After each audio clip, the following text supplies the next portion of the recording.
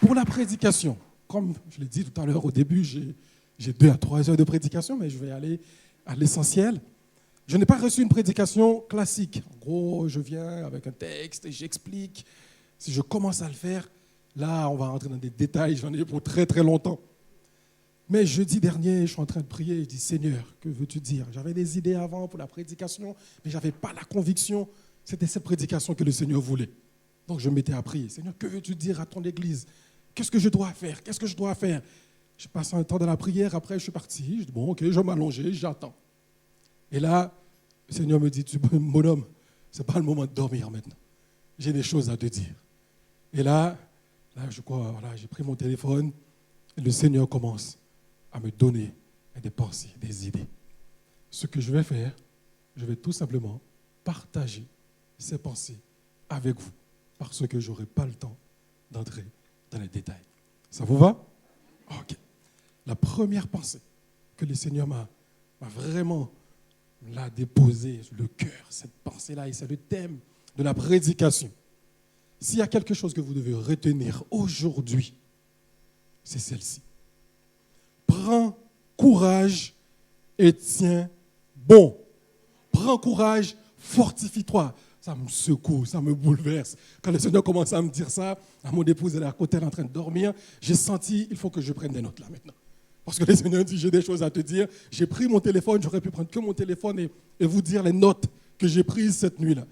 Et la première pensée, c'est, prends courage, fortifie-toi. Prends courage, fortifie-toi, prends courage, tiens bon.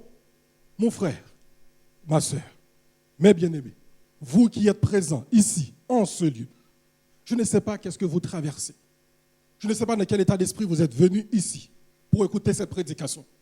Mais s'il y a quelque chose que vous devez retenir, que vous devez saisir, qui doit être gravé dans votre cœur ce matin, que vous devez recevoir et prendre ça, prends courage, tiens bon. Prends courage, fortifie-toi. Quelle que soit la situation. Ce matin, je suis réveillé encore. Je commence à préparer la prédication. Si vous voyez, je n'ai pas fait de PowerPoint. Je n'ai pas fait de support. Je m'étais là à prier encore. Seigneur, que veux-tu dire à ton église? Et là, tout d'un coup, pendant que je suis là en train de prier, je vois comme une image. Il y a une sorte de tourbillon qui commence à secouer. Le tourbillon sur la mer. Je ne sais pas comment expliquer. J'ai prié, dit Seigneur, explique-moi, je ne comprends pas. Et dans cette tourbillon, il y a comme une personne qui est en train de tourner en rond dans cette tourbillon. La personne tourne dans la tourbillon. Et plus la personne tourne, et plus la personne s'engouffre. La personne descend dans l'abîme, descend. Encore plus bas, la situation est compliquée. Il n'y a probablement pas de porte de sortie. Parce que tout te conduit vers le bas, tout te conduit vers l'abîme. Mais le Seigneur te dit ce matin, dans ta situation, prends courage, tiens bon, fortifie-toi. Je ne sais pas quelle est ta situation, mais retiens cette première pensée. Cette première pensée n'est pas un hasard. Elle se trouve dans la Bible, elle a pour fondement biblique. Et le premier texte que je vais partager avec vous, sans commenter, se trouve dans Deutéronome, chapitre 31, les versets 1 à 8. Est-ce qu'on peut afficher, s'il vous plaît, dans la version du semeur?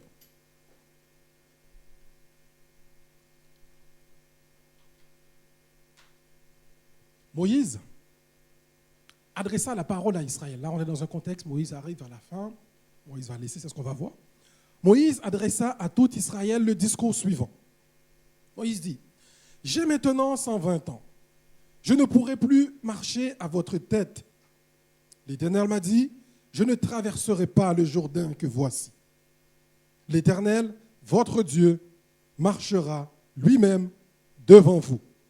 Il détruira devant vous les nations qui habitent là-bas, pour que vous puissiez prendre possession de leur pays. Et c'est Josué qui sera à votre tête, comme l'Éternel l'a déclaré. » Verset 4. L'Éternel les détruira, comme il a détruit Sihon et Og, roi des Amoréens, ainsi que leur pays. Il vous donnera la victoire sur ces nations et vous les traiterez exactement comme je vous l'ai ordonné. C'est Moïse, il commence à parler, il parle au peuple. Voilà, ce qui va se passer. Et quand Moïse arrive au verset 6, Moïse adresse la parole au peuple. Il dit, prenez courage, tenez bon, ne craignez rien, ne vous laissez pas effrayer par eux, car l'Éternel, votre Dieu, marche lui-même avec vous. Il ne vous délaissera pas et il ne vous abandonnera pas. Voilà ce que l'Éternel, ce que Moïse est en train de dire à son peuple. Il dit, écoute Moïse, écoute, peuple, là il est en train de parler au peuple. Moi je vais bientôt partir, j'ai 120 ans. Mais les dernières paroles qu'il est en train de donner, c'est prends courage, tenez bon, ne craignez rien, car ce n'est pas ne tenez bon, voilà, prends courage, tout simplement. Il y a un car derrière. Pour quelle raison, peuple de Dieu? Moïse dit, il faut tenir bon, parce que l'Éternel, votre Dieu, marche lui-même avec vous. Il ne vous délaissera pas, il ne vous abandonnera pas. Mon frère, ma soeur, je ne connais pas votre situation. Ce matin, cette parole, elle est pour vous. Église, le point du jour. Cette parole, elle est pour vous. Prends courage, tenez bon, parce que l'Éternel, votre Dieu, marche lui-même avec vous. Voilà pourquoi vous devez tenir bon. Voilà pourquoi, quand la situation, il y a ce tourbillon, tu as l'impression, tu es en train de descendre vers l'abîme, tu ne vois pas encore la solution. Tu te dis, mais comment je fais? Mais je dois tenir bon. Parce que l'Éternel, mon Dieu, il marche avec moi. Il ne me délaissera pas. Il ne m'abandonnera pas. Du coup, je ne baisse pas les bras. J'avance, je tiens bon, je prends courage. Voilà ce que Moïse, il a dit au peuple. Puis Moïse, maintenant arrivé au verset 7, Moïse appela Josué. Et devant tout le peuple, il prend Josué, il dit, Josué, la même chose. Prends courage, tiens bon, car c'est toi qui feras entrer ce peuple dans le pays que l'Éternel a promis par serment et à leurs ancêtres de leur donner. C'est toi qui leur en feras prendre possession. L'Éternel marchera devant toi. Il sera avec toi. Il ne te délaissera pas. Il ne t'abandonnera pas. Ne craigne rien. Ne te laisse pas effrayer. Les paroles adressées à Josué cette fois-ci, qui va prendre la relève. Prends courage. Tiens bon. N'aie pas peur. Ne crains rien. Ne te laisse pas effrayer. Parce que, verset 8, l'Éternel lui-même, l'Éternel en personne, il va marcher devant toi. Il sera avec toi. Il ne te délaissera pas. Il ne t'abandonnera pas. Presque les mêmes motifs pour expliquer pourquoi il faut prendre courage. Quand on arrive dans Josué maintenant, chapitre 1, là c'est Dieu lui-même qui va prendre la parole. Et il va s'adresser à Josué. Est-ce qu'on peut afficher Josué 1? Josué 1, verset 1 à 9. Après la mort de Moïse, maintenant on voit bien, c'est Moïse qui a parlé, qui a expliqué, qui a donné des conseils, qui a donné des mots forts avant sa mort. Maintenant, Moïse est mort, c'est Dieu même qui va parler maintenant. Après la mort de Moïse, serviteur de l'Éternel, l'Éternel dit à Moïse, à Josué, fils de Nun, l'assistant de Moïse, mon serviteur Moïse est mort. Maintenant donc, dispose-toi à traverser le Jourdain avec tout ce peuple pour entrer dans le pays que je donne aux Israélites, comme je l'ai promis à Moïse. Je vous donne tout endroit où vous poserez vos pieds. Votre territoire s'étendra du désert jusqu'aux montagnes du Liban et du grand fleuve, l'Euphrate, à travers tout le pays des ici, jusqu'à la mer Méditerranée à l'ouest. Verset 5. Dieu s'adresse à Moïse, à Josué, pardon. Verset 5. Tant que tu vivras, personne ne pourra te résister. Wow, ça c'est bien ça. Tu viens, tu te lèves, on va te confier une mission et Dieu commence, il te dit, t'inquiète, Jean-Beethoven, tant que tu vivras, personne ne pourra te résister. Et j'ai envie de le dire à chacun d'entre vous. Est-ce que tu peux le dire à la personne qui est à côté de toi? Dis à la personne, toi, tant que tu vivras, personne ne pourra te résister. Non, dis-le avec conviction à la personne qui est à côté de toi. C'est Dieu même qui le dit, non. Tant que tu vivras, personne ne pourra te résister. Personne. Même si tu as l'impression, tu vois, tu es dans ce tourbillon, tu es en train de tomber. Personne ne pourra te résister tant que tu vivras. Pour quelle raison? Parce que je serai avec toi. Non parce que tu es fort, parce que tu es... Voilà. Non, rien du tout. C'est parce que tout simplement, l'Éternel dit je. C'est l'Éternel qui parle. Il dit moi-même, je serai avec toi, Josué. Comme j'ai été avec Moïse. Tu as vu comment ça s'était passé avec Moïse? Donc je ne vais pas reprendre toute l'histoire, ce que Josué, il a... Voilà, je n'aurai pas le temps. Il a dit à Josué, je ne te délaisserai pas. Je ne t'abandonne pas. Vous voyez, les mêmes choses reviennent encore. Je ne te délaisserai pas. Je ne t'abandonnerai pas. Je suis avec toi. Bien-aimé, Dieu est avec nous. Vous savez ce qui s'est passé, Jésus, avant de monter au ciel, ce qu'il a dit dans Matthieu, chapitre 28. Il a dit, tout pouvoir m'a été donné. Et quand il a terminé, comment il a dit encore? Comment il a dit? Je serai avec vous tous les jours, jusqu'à la fin du monde. Ici, il a parlé à Josué. Mais là, dans Matthieu, c'est à moi qu'il parle. C'est à toi qu'il parle. C'est à l'église qu'il parle. C'est à l'église qu'il répète les mêmes paroles pour dire, je serai avec toi tous les jours jusqu'à la fin du monde. Donc quand aujourd'hui, je te dis, prends courage, tiens bon, Dieu est avec toi, c'est une vérité. Ce n'est pas une parole propre uniquement à Josué. Ce n'est pas une parole que Dieu a dit à Josué qui était valable uniquement pour Josué. C'est ma vérité. C'est ma parole. C'est ma promesse. C'est ce que Dieu me dit de toutes les situations que je peux traverser dans ma vie, que je dois me rappeler cette vérité. Je suis avec toi tous les jours jusqu'à la fin du monde. Est-ce qu'il y a quelqu'un en ce lieu qui croit que le Dieu vivant, l'Éternel des armées, le lion de la tribu de Juda, celui qui a fait le ciel, celui qui a fait la terre, est-ce que tu crois qu'il est avec toi? Et si tu crois qu'il est avec toi, dis-moi, je n'ai plus peur maintenant. Je n'ai plus peur de ma situation. La situation qui me fait descendre là, qui me fait descendre. Moi, je n'ai plus peur de cette situation. Parce que l'Éternel est avec moi. Et l'Éternel m'a fait cette promesse. Il est avec moi tous les jours, jusqu'à la fin du monde. Je vais faire très vite, je vais partager les autres pensées que le Seigneur m'a données. Quand on a parlé à Moïse, à Josué, il dit à Josué, écoute le premier verset, Moïse, mon serviteur... La première pensée. Ça a rapport avec le premier verset.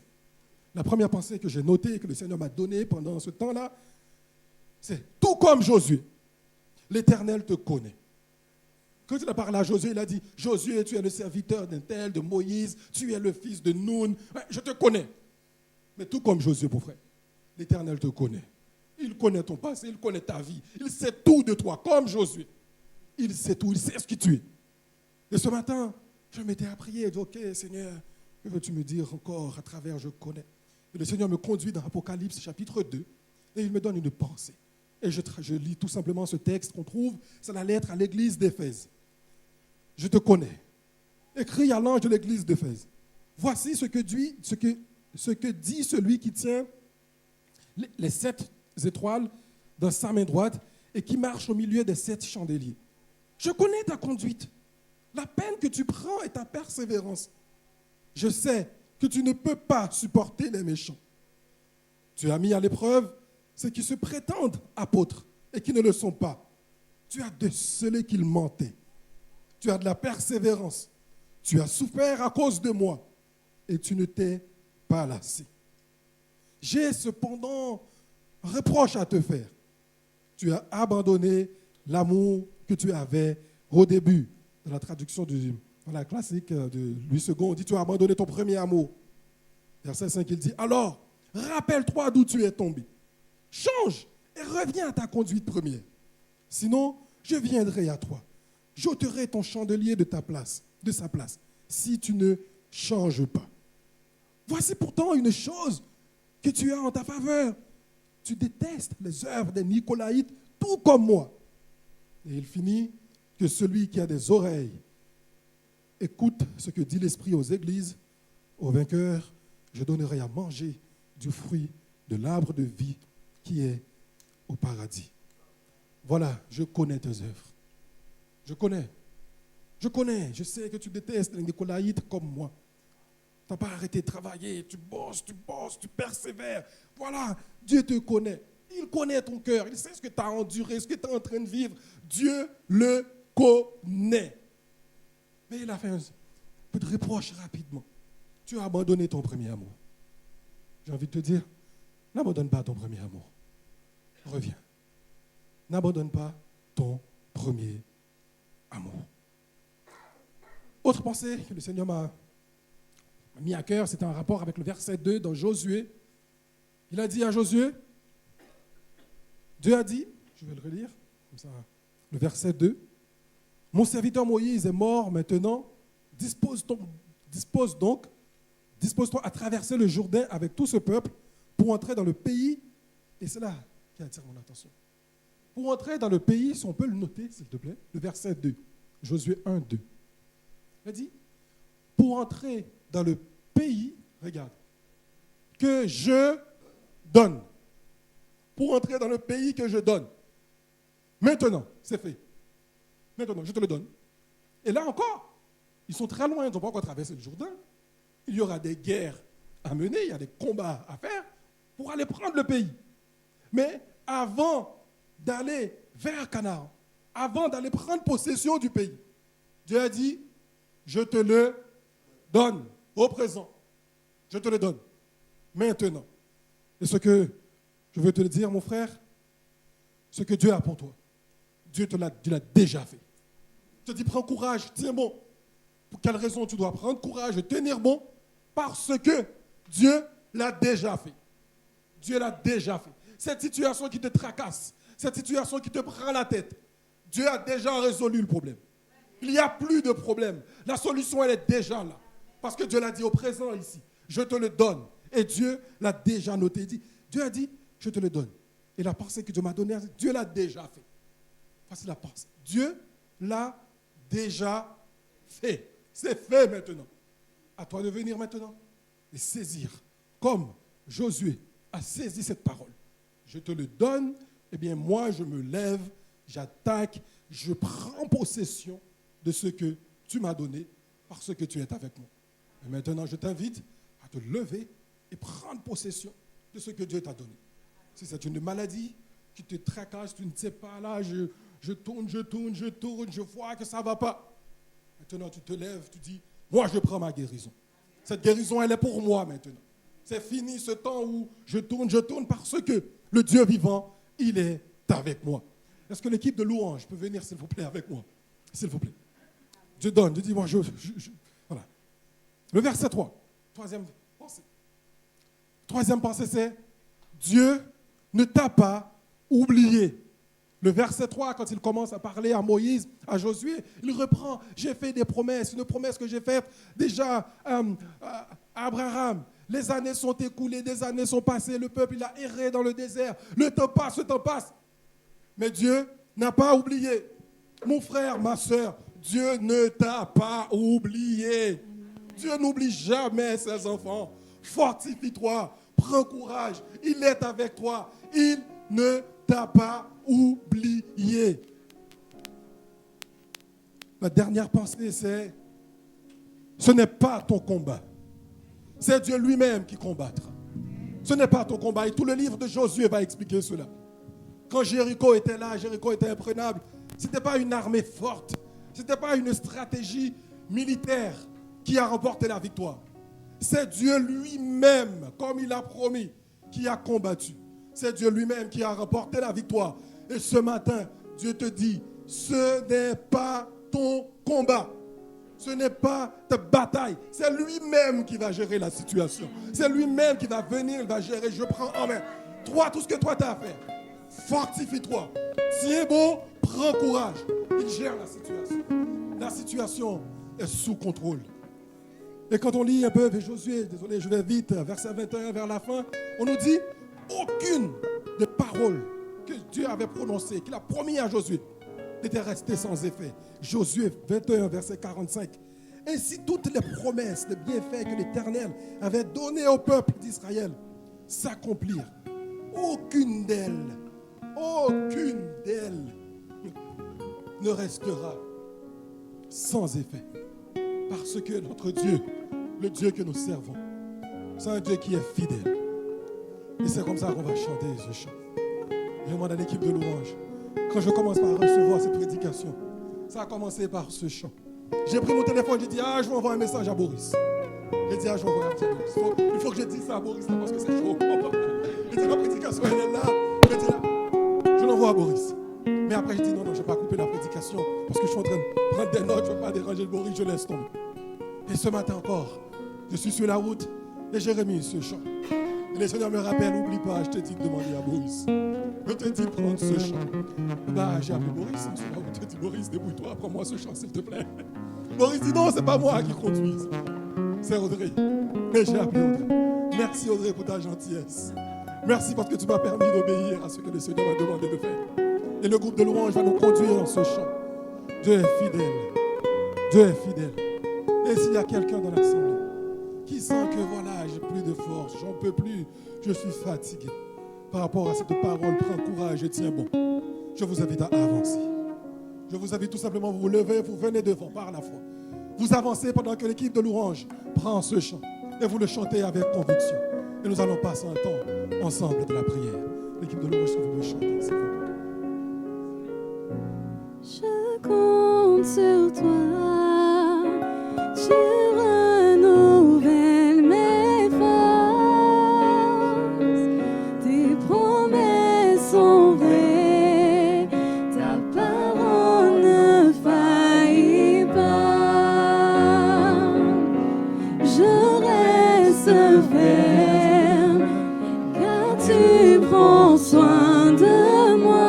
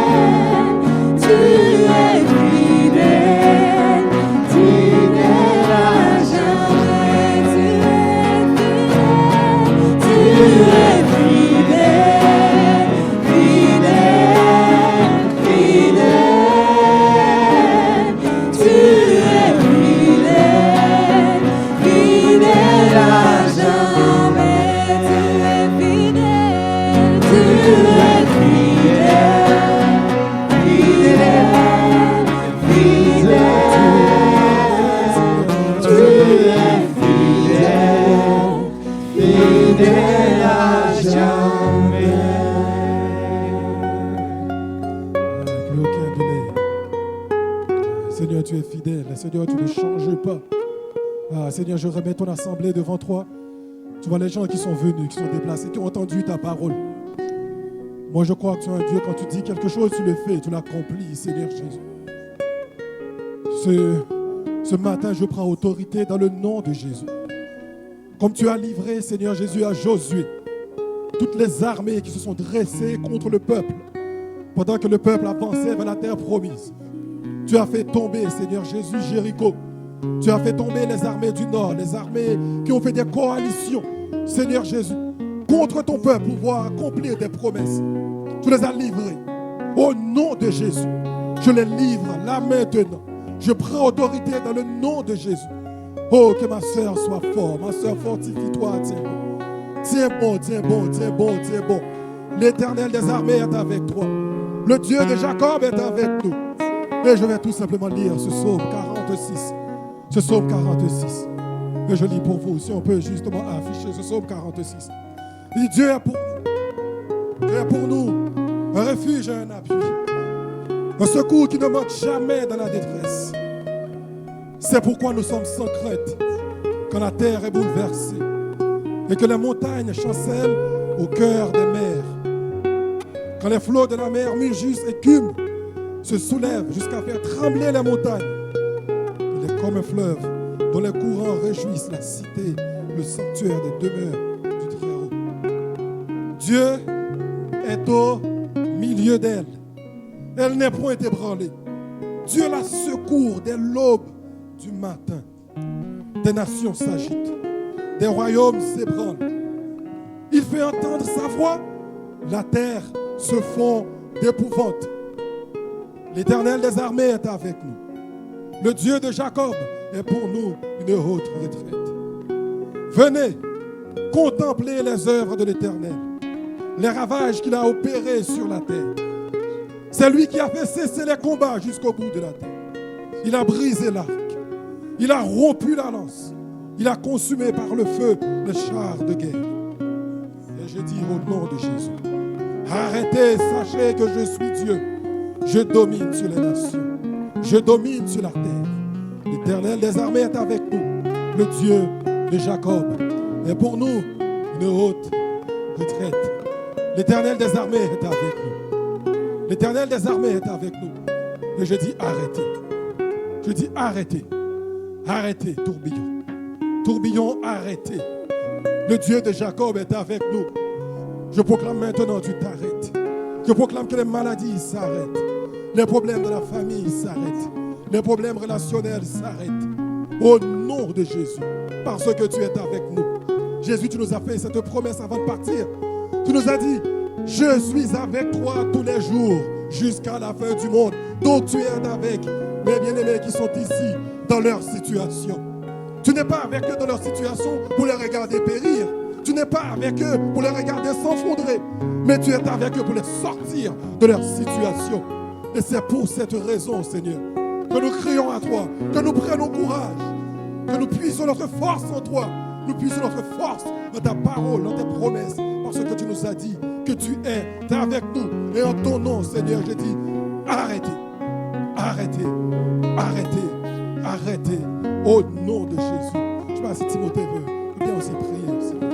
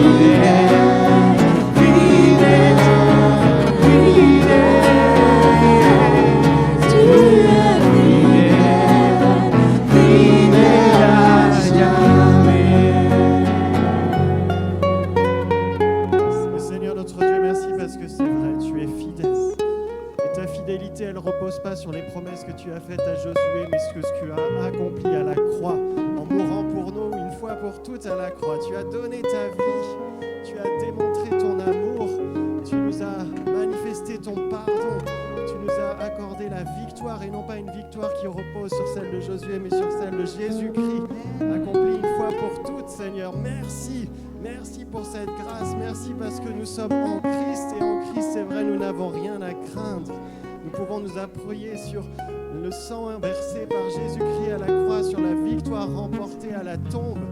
Et Seigneur, c'est pour cela que nous savons aussi que tu es avec nous tous les jours, parce que tu nous as envoyé ton Saint-Esprit, l'Esprit qui n'est pas un esprit de timidité, mais un esprit d'amour, un esprit de sagesse, un amour, Seigneur, que tu nous manifestes tous les jours par ton esprit. Donne-nous de saisir ton Saint-Esprit, de saisir cette présence, Seigneur, que tu nous donnes au quotidien. Donne-nous de ne pas la lâcher, Seigneur, de la chérir, de la valoriser et de s'appuyer sur ton Saint-Esprit, Seigneur, pour aller et avancer. Merci, Seigneur, parce que nous pouvons nous appuyer. C'est vrai, ce que tu as déjà donné. Tu as déjà donné la vie de ton Fils Jésus-Christ